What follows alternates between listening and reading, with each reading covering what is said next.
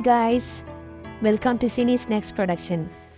இன்னைக்கு நம்ம என்ன பார்க்க போறோம்னா, தங்கலான் மூவில தங்கலான் டைட்டில் அது எவ்வாறு உருவாச்சு, தங்கலான் அர்த்தம் என்ன, தங்கலான் என்றால் என்ன, எல்லாத்தையும் வச்சு ஒரு தொகுப்பா பார்ப்போம். இந்த தொகுப்பை பார்த்த பிறகு உங்களுக்கே தோணும், ஓ இதனால தானா பாரஞ்சித் அவர்கள் தங்கலான் என்று பெயர் வச்சிருக்கிறாங்க. உங்களுக்கே புரியும், ஏன்பா இவ்வளவு தலைப்புகள் இருந்தும் தங்கலான் என்ற பெயரை சூஸ் பண்ணாரு பாரஞ்சித். நாமளே இவ்வளவு யோசிக்கும் போது ரஞ்சித் அவர்கள் யோசிச்சுக்க மாட்டாரா?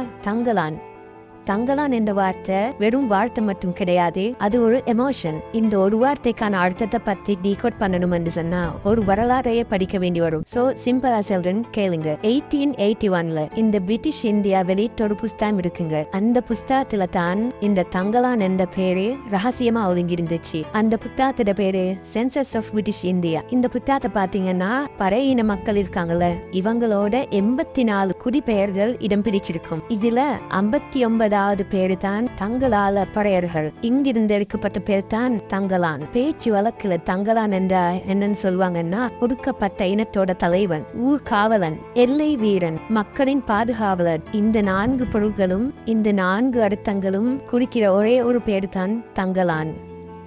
இப்ப புரிஞ்சிருக்கும் இந்த டைட்டிலோட மீனிங் என்னன்னு. இந்த வீடியோ பிடிச்சிருந்தா லைக் பண்ணுங்க, கமெண்ட் பண்ணுங்க. நம்ம சேனலை புதுசா பாக்குறவங்க சப்ஸ்கிரைப் பண்ணுங்க.